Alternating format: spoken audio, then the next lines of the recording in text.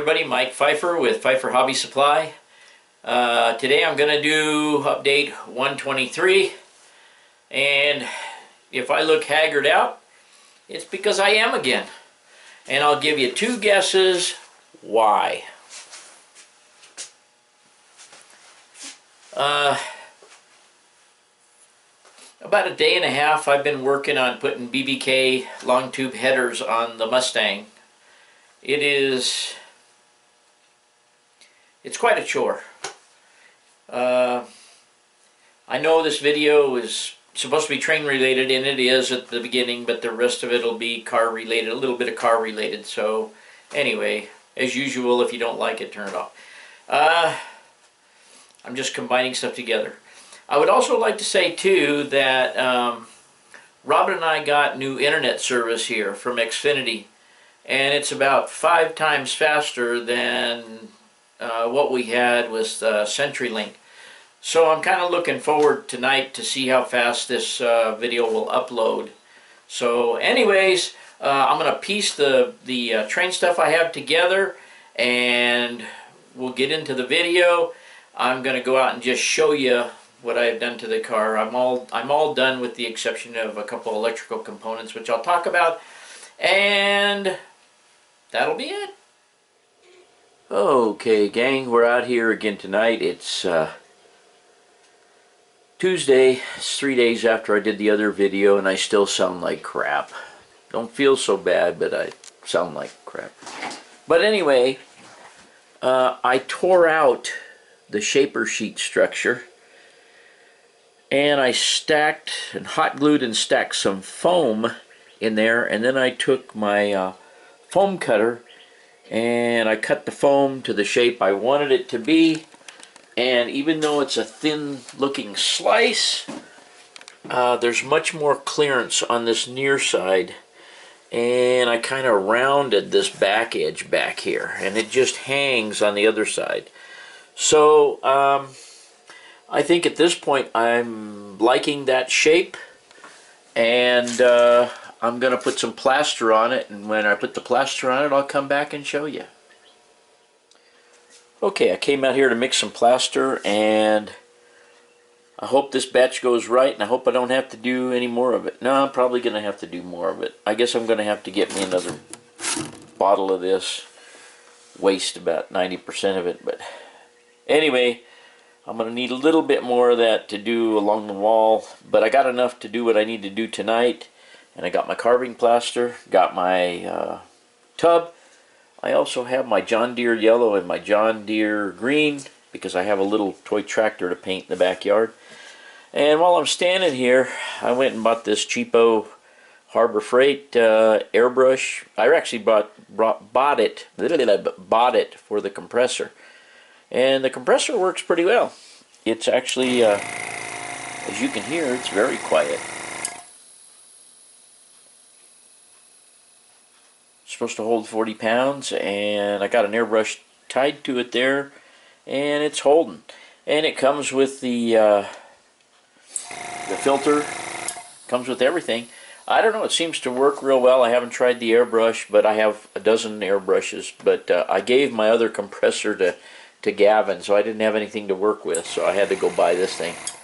But and while I was there, this isn't train related, but while I was there, I bought that magnetic tray so that when I work underneath the Mustang, I can put bolts, nuts, tools in it. And I bought a creeper finally. I know those of you that heard me whining about my back, you know, said, why don't you get you a creeper? Well, I went and got a creeper. So anyways, I'm going to mix up some plaster, do my plastering, and I'll show you guys what it looks like. Okay, gang, I got the plaster on there. Still very wet, but you can see that it blends in well.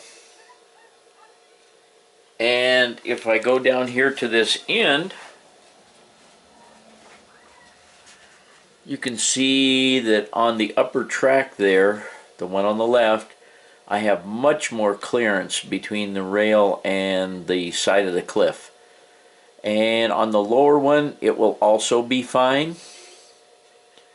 The shape of it is just better. It's not as crinkly. It looks like part of the mountain. I mean, to me, it looks like it should look. So that's the way it's going to stay right there until I color it. But I got to let it dry first, and then we'll be back to talk to you again. Okay, I've got my paper pulled up. I'm going to run a train around, make sure what kind of clearance I got. And I forgot to show you guys this. I looked online and I found that mirror there. It's supposed to be designed to clip on a computer or in a cubicle or something so the people don't sneak up on you or you can see what somebody else is doing. Anyway, works perfect to see the trains going behind the view block. So that's where that's going to live, and I'll show you that when the train gets over here. Okay, the train's approaching.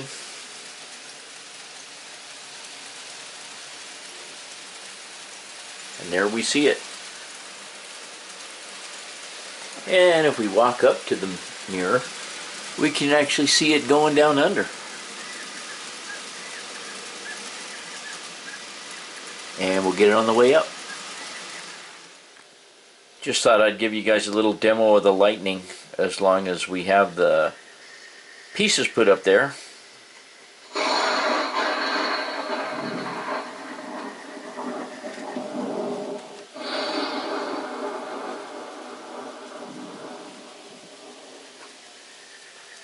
Looks pretty good.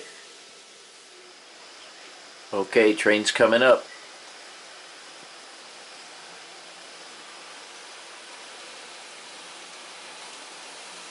There it goes.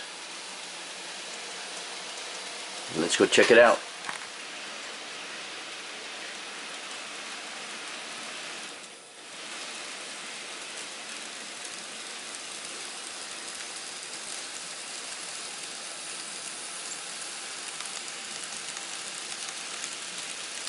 Plenty of room.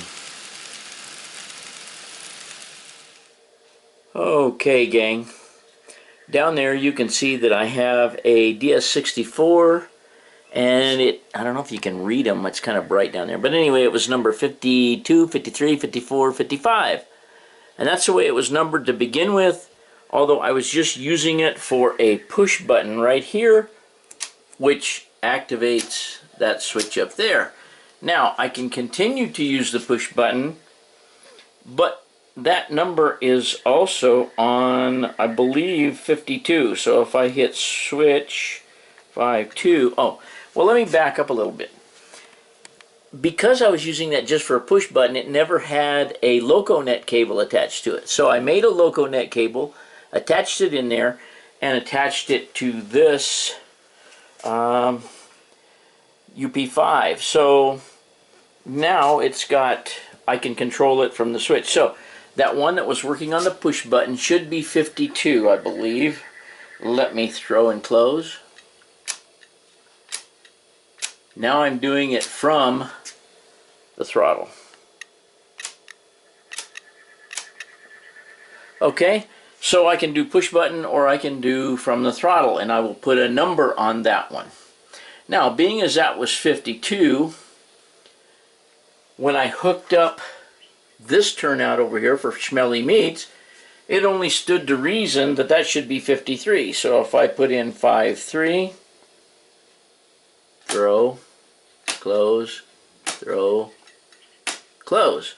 Now, to avoid any confusion with 52-53, I made the two switches, the one on the bridge and the one over here, 55.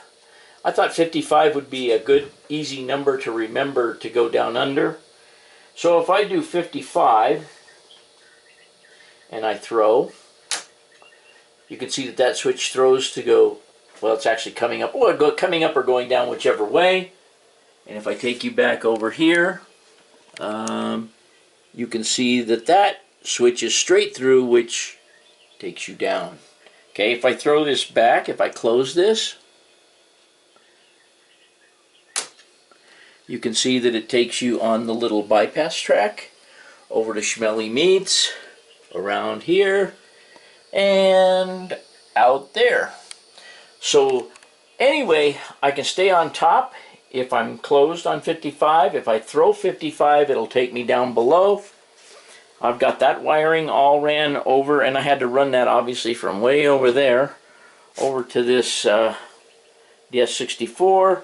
You can see the red light here on the panel just indicates that my cars are being held by my little pin there, because I was testing out some track up here with these two locomotives, which I can now back into the Texaco facility and the junkyard.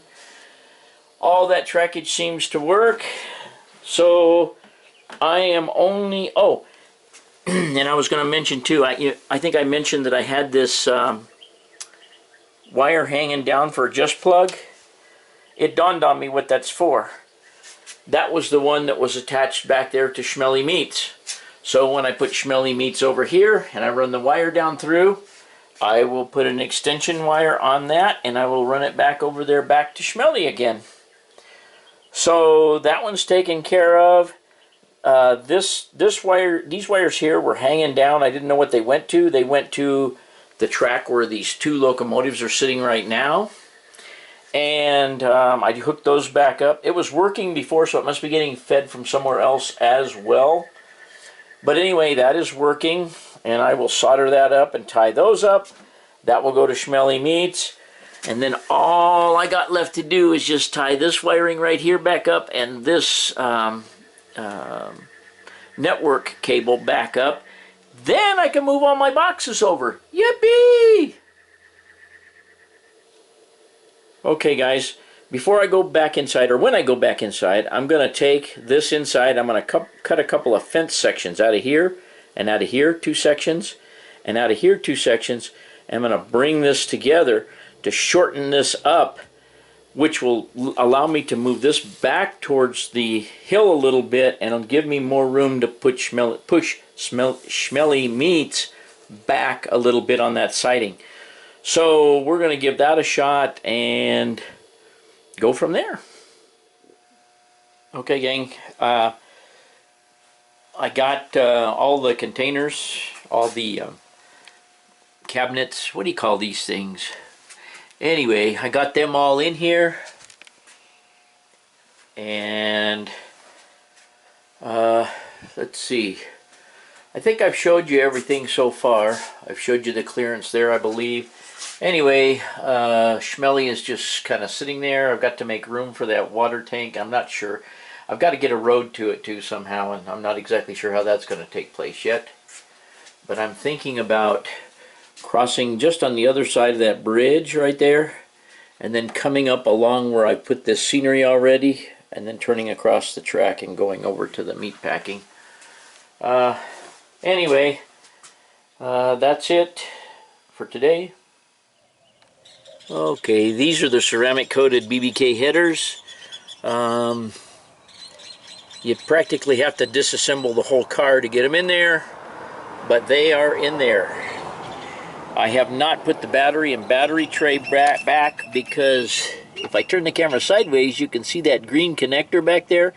When I mentioned I was missing some electronic components, I'm missing 4 extensions to extend the upstream O2 sensors and the backstream O2 sensors. So I'm waiting on those to get here, and then I'll be able to plug those up and it'll be all set. Let me move around to the other side. Even had to take the steering column out, just, well, the lower part of the steering column. Here's the BBKs on this side, and I'll show you underneath. Okay, obviously I had to get her up in the airways to do all this, but it involved a lot of things, but I won't bore you with all that. But we'll get down here on the ground since I've been laying on the ground. Okay, I'm down here underneath, and you can see with the installation of the long tube headers, you have to install a shorter catalytic converter pipe, which you also have to buy, but it is now neatly attached to the existing exhaust going back. Everything is hunky-dory. Have not started the car, cannot start the car until I can get all those hanging sensors connected up. So, but everything is tight, everything is back together. Starter had to come out. Motor mounts had to come out. Motor had to be held up with a jack. I mean, it was just quite a project. It wasn't as hard on me as putting the drive shaft in. And by the way, as long as we're here, there is the aluminum drive shaft. I think you can see it. That, I don't know if I said it or not, but that is a well worth the money modification. The feel of the car is totally different with that drive shaft. Anyway, headers in. Okay, everybody, that's it for 123. And as usual, thanks for watching.